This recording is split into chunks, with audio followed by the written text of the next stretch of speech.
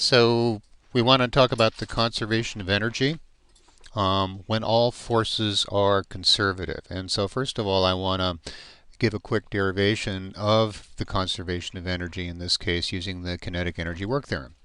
We know from the kinetic energy work theorem that the change in kinetic energy, K final minus K initial, is equal to the work done by the net force. But if the forces are conservative, that means that the work done by the net force is equal to the initial kinetic energy minus the final kinetic energy. So I have a gravitational potential energy initial, UGPE, and an an elastic potential energy initial, UEPE, and then I have analogous final UGPEF and UEPEF terms. What I then do is I move the final term, which you can see minus here, over to the other side, adding it to K sub f, and then I move K sub I over to the right side. And so what I end up with is that the final kinetic energy plus the total of the final potential energy is equal to the initial kinetic energy plus the total of the initial potential energies.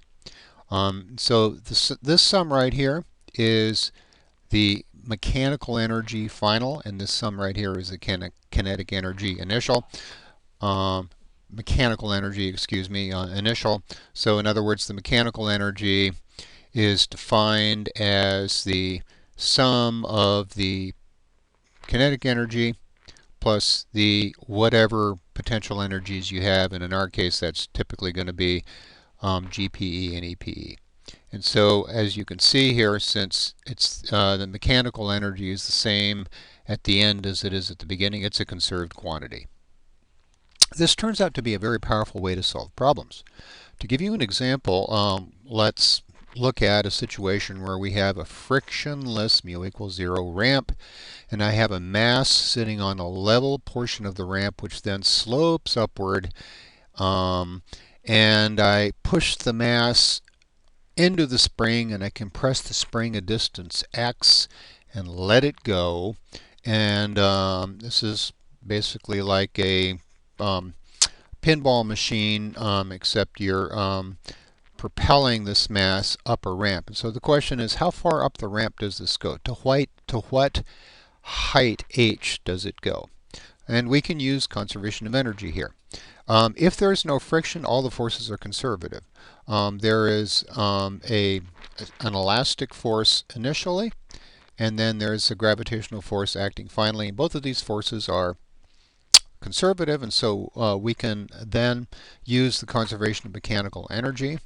1/2 kxi squared, this represents the initial energy stored in the spring, plus mgyi, this represents the GPE initial, plus 1/2 mvi squared, this represents the initial kinetic energy, is equal to the analogous terms finally.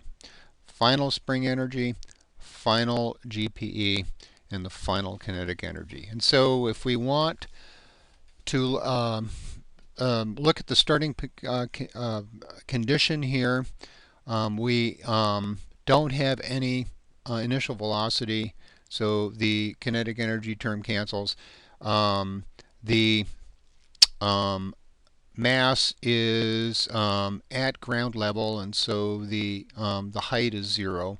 So both of these two terms are 0. So initially all of the energy is in the spring. The final configuration, the mass goes up the ramp, and then we'd like to note the maximum position it goes to, the maximum height it goes to. And so in that situation, the end kinetic energy is 0. The spring is no longer has any energy stored in it, and so the final configuration has all its energy as GPE. And so what we get essentially then is 1/2 kx squared, the initial potential energy, mechanical energy, is equal to the final mechanical energy, which is mgh, and we can use that now to solve for h. h is equal to kx squared over 2m. So you can see some interesting things from this. First of all, and most importantly, we've used conservation of mechanical energy to solve this problem. Secondly, you can see, look at the different terms here. If you this predicts that if you if you compress the string twice as much, the mass would slide to 4 times the height.